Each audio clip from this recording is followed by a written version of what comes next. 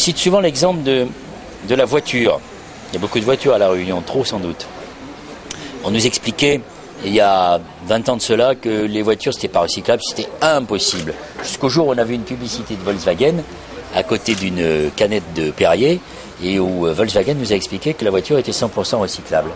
Donc il n'y a pas de fatalité. Le génie humain, il est là pour se mettre au service du développement durable et pas forcément au service des grandes entreprises qui veulent tirer du profit à court terme. Alors, vous allez me dire, oui, mais il faut une période de transition. Oui, bien sûr, nous ne disons pas que demain matin, il faut arrêter les centres d'enfouissement.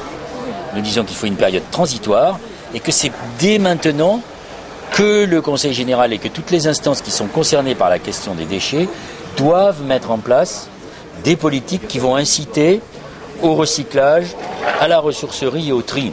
Et par exemple, il y a des politiques fiscales qui peuvent être mises en œuvre, surtout auprès de ceux qui sont les plus démunis et qui sont les moins informés.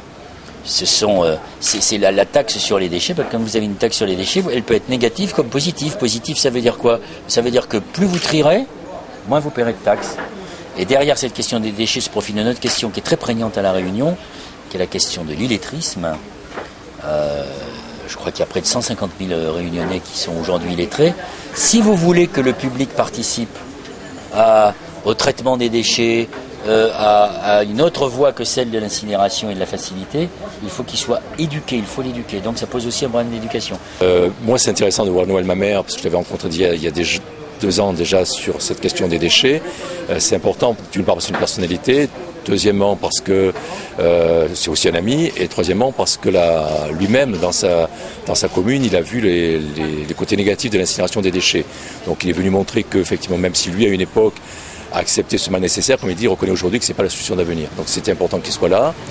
Et ce que j'ai développé aujourd'hui, moi, c'est cette notion qui me semble importante de réunion zéro déchet. C'est-à-dire une conversion de l'économie, un changement de logique. Passer d'une logique de l'élimination des déchets à une logique de la valorisation.